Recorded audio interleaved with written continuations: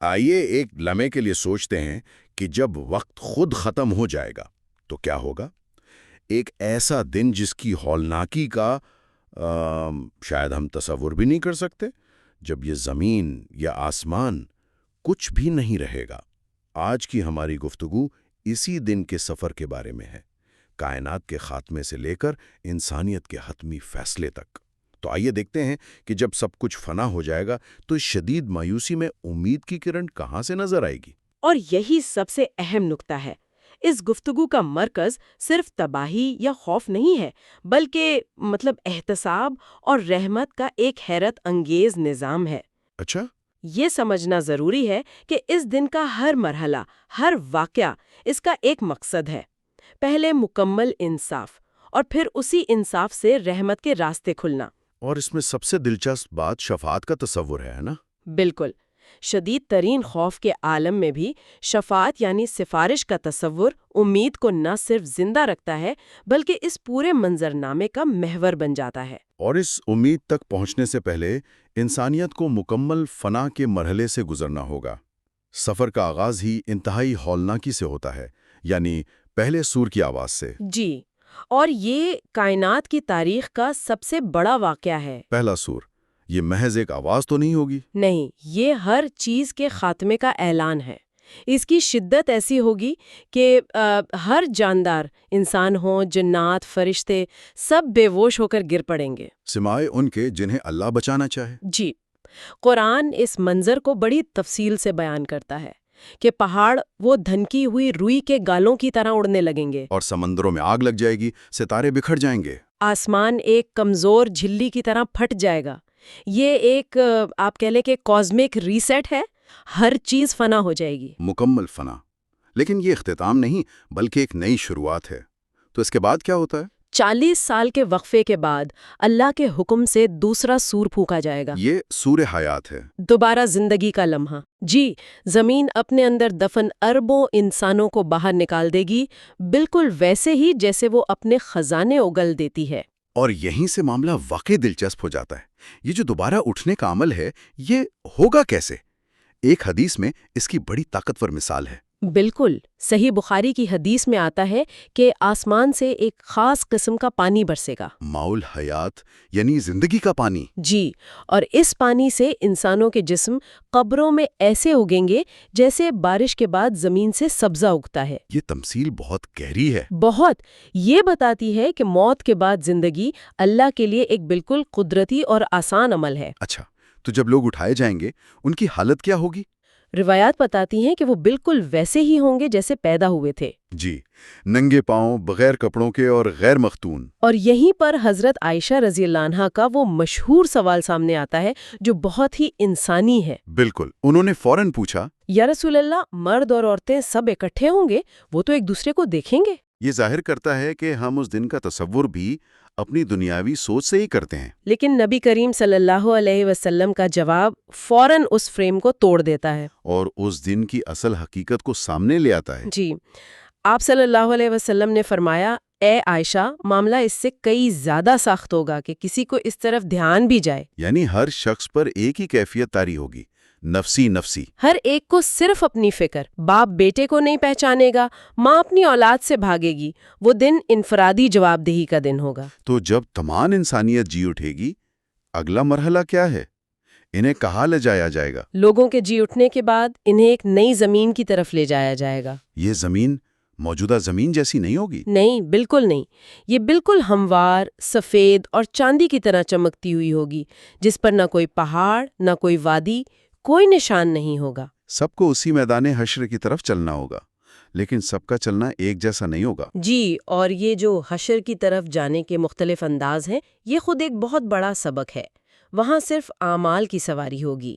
تو جو نیکوکار لوگ ہیں، انبیاء، صدیقین، شہداء، انہیں عزت کے ساتھ سواریوں پر لایا جائے گا، لیکن لوگوں کی اکثریت پیدل چل رہی ہوگی۔ اور جن کے اعمال کمزور ہوں گے ان کے لیے یہ سفر کیسا ہوگا؟ یہاں اعمال کا وزن ظاہر ہوگا۔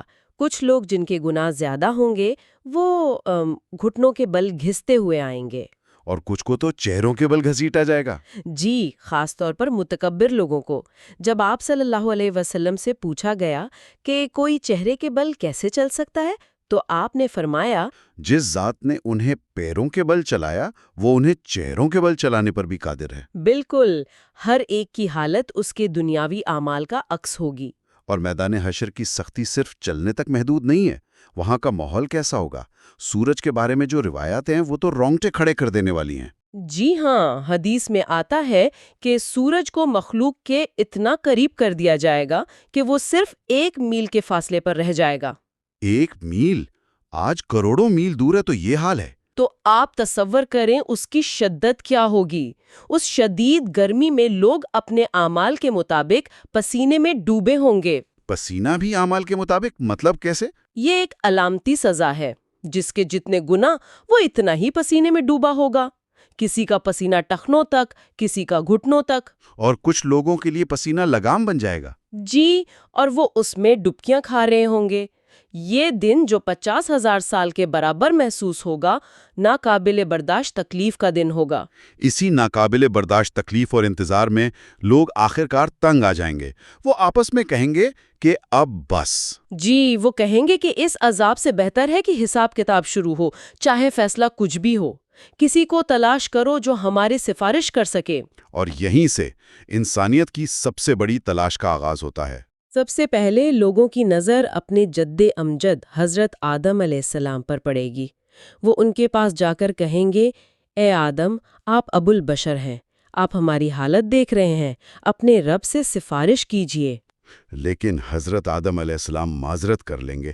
وہ کہیں گے، آج میرا رب اس قدر غضب میں ہے کہ نہ پہلے کبھی ایسا ہوا نہ آئندہ ہوگا۔ مجھ سے ایک غلطی ہو گئی تھی، آج مجھے اپنی جان کی فکر ہے، نفسی نفسی، تم کسی اور کے پاس جاؤ۔ اور پھر ایک سلسلہ شروع ہوتا ہے۔ لوگ حضرت نوح، حضرت ابراہیم، حضرت موسیٰ، حضرت عیسیٰ سب کے پاس جائیں گے۔ اور ہر نبی کا ایک ہی جواب ہوگا، آج اللہ شدید غضب میں ہے اور مجھے اپنی فکر ہے، نفسی نفسی۔ یہ بات حیران کن ہے۔ انبیاء تو اللہ کے سب سے مقرب بندے ہیں، ان کا اس قدر خوفزدہ ہونا مطلب یہ ان کی کسی کمزوری کی وجہ سے ہے؟ نہیں، یہ ایک بہترین سوال ہے۔ یہ ان کی کمزوری نہیں بلکہ اللہ کی معرفت کی وجہ سے ہے۔ وہ اللہ کی عظمت اور جلال کو ہم سے کہیں زیادہ جانتے ہیں۔ اچھا۔ ان کا یہ کہنا کہ مجھے اپنی فکر ہے، دراصل اس دن کی ہیبت کا اعتراف ہے۔ یہ اس بات کی نشانی ہے کہ اللہ کی بارگاہ میں کوئی بھی بغیر اجازت کے کلام کرنے کی ہمت نہیں کر پائے گا۔ تو جب سارے دروازے بند ہو جائیں گے، آخری امید کہاں سے ملے گی؟ آخر میں حضرت عیسیٰ علیہ السلام کہیں گے، اس کام کے لیے صرف ایک ہی ہستی ہے، تم محمد صلی اللہ علیہ وسلم کے پاس جاؤ۔ اور جب سب لوگ مایوس ہو کر نبی آخر زمان صلی اللہ علیہ وسلم کے پاس آئیں گے اور کہیں گے کہ آپ ہی ہماری آخری امید ہیں، ہمارے لیے سفارش کیجیے، اس وقت کیا ہوگا؟ اس وقت آپ صلی اللہ علیہ وسلم فرمائیں گے، ہاں، یہ کام میرا ہے۔ اور پھر آپ آگے بڑھیں گے۔ جی، آپ عرش کے نیچے پہنچ کر اپنے رب کے حضور سجدے میں گر جائیں گے۔ یہی وہ مقام محمود ہے۔ تعریف کیا ہوا مقام؟ بالکل۔ آپ صلی اللہ علیہ وسلم فرماتے ہیں کہ اس سجدے میں اللہ تعالیٰ آپ پر اپنی حمد و ثنا کے ایسے کلمات کھولے گا جو پہلے کسی پر نہیں کھولے گئے۔ اور پھر وہ لمحہ آئے گا جس کا اربوں انسان 50,000 سال سے انتظار کر رہے ہوں گے۔ جی ہاں، اللہ تعالیٰ کی طرف سے آواز آئے گی، اے محمد، اپنا سر اٹھائیے، مانگیے، آپ کو عطا کیا جائے گا، اور سفارش کیجیے، آپ کی سفارش قبول کی جائے گی۔ اور اسی سفارش کو شفاعت کبریٰ یعنی سب سے بڑی سفارش کہا جاتا ہے۔ جی، کیونکہ یہ صرف مسلمانوں کے لیے نہیں بلکہ تمام انسانیت کے لیے ہوگی، تاکہ حساب کتاب کا یہ تکلیف دہ انتظار ختم ہو۔ اس سفارش کے قبول ہوتے ہی حساب کتاب شروع ہو جائے گا۔ اس کا آغاز کیسے ہوگا؟ حساب کا آغاز چند بنیادی سوالات سے ہوگا۔ حدیث کے مطابق بندے کے قدم اس وقت تک نہیں ہٹ سکیں گے جب تک اس سے 5 باتوں کے بارے میں نہ پوچھ لیا جائے۔ عمر کہاں گزاری؟ جوانی کہاں خرچ کی؟ مال کہاں سے کمایا اور کہاں خرچ کیا؟ اور علم پر کتنا عمل کیا؟ جی، یہ 5 سوال بظاہر سادہ ہیں، لیکن یہ زندگی کے پورے فلسفے کا احاطہ کرتے ہیں۔ غور کریں، عمر اور جوانی کا الگ الگ پوچھا جانا وقت اور توانائی کی اہمیت بتاتا ہے۔ بالکل، اور حقوق اللہ میں سب سے پہلا سوال نماز کے بارے میں ہوگا۔ جس کی نماز صحیح نکلی وہ کامیاب ہو گیا۔ حساب کے بعد ہر شخص کو اس کا اعمال نامہ دیا جائے گا۔ یہ کیا ہے؟ یہ ایک کتاب ہے جس میں اس کی زندگی کا ہر چھوٹا بڑا عمل درج ہوگا۔ قرآن کہتا ہے کوئی چھوٹی بڑی بات ایسی نہیں جو اس میں لکھی نہ گئی ہو۔ مومن کو یہ اعمال نامہ دائیں ہاتھ میں دیا جائے گا۔ جی، عزت کے طور پر، اور وہ خوشی سے پکارے گا، لو میرا اعمال نامہ پڑھو۔ اور دوسری طرف کافر اور منافق؟ انہیں ان کا اعمال نامہ پیٹھ کے پیچھے سے بائیں ہاتھ میں دیا جائے گا۔ یہ انتہائی ذلت کا لمحہ ہوگا۔ وہ موت کو پکارتا ہوا جہنم میں داخل ہوگا۔ اس کے بعد اعمال کا وزن ہوگا، میزان۔ جی، ایک عظیم ترازو نصب کیا جائے گا، اتنا بڑا کہ اس کے ایک پلڑے میں زمین و آسمان سما جائیں۔ اور اس میں جو سب سے دلچسپ بات ہے وہ نبی کریم صلی اللہ علیہ وسلم کا یہ فرمان ہے کہ قیامت کے دن مومن کے ترازو میں اچھے اخلاق سے زیادہ بھاری کوئی چیز نہیں ہوگی۔ یہ حیران کن ہے نا؟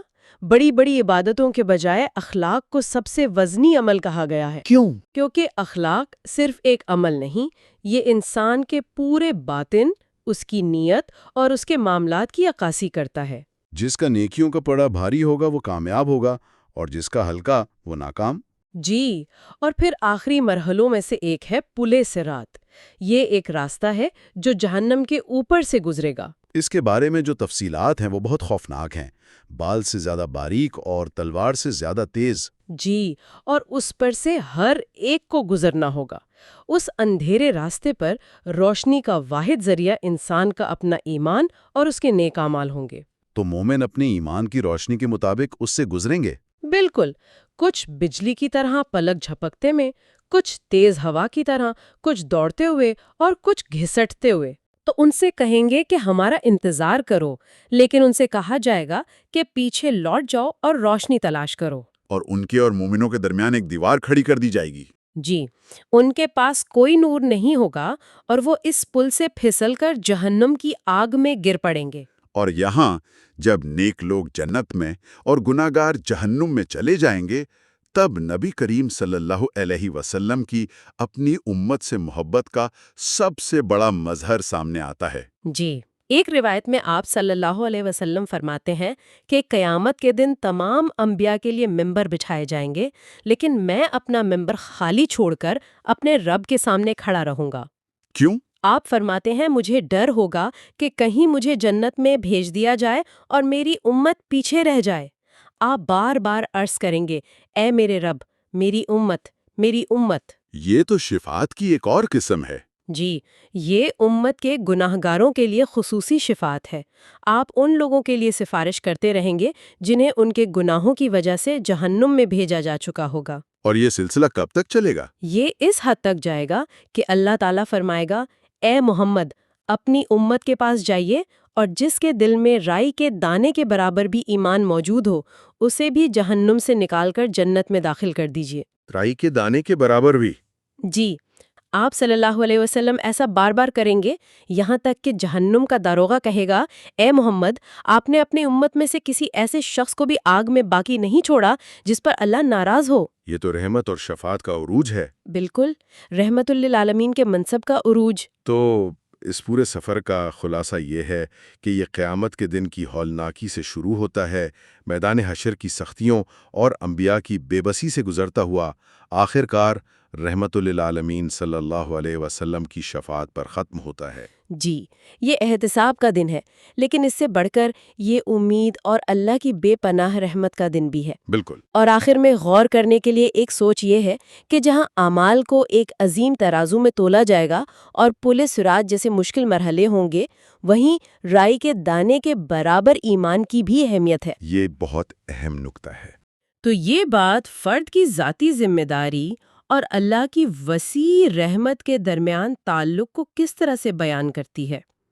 یہ ایک ایسا سوال ہے جو ہمیں دنیا میں اپنی زندگی کے ہر لمحے کی قدر کرنے، اپنے اعمال کو سنوارنے اور ساتھ ہی اللہ کی رحمت سے کبھی مایوس نہ ہونے پر مجبور کرتا ہے۔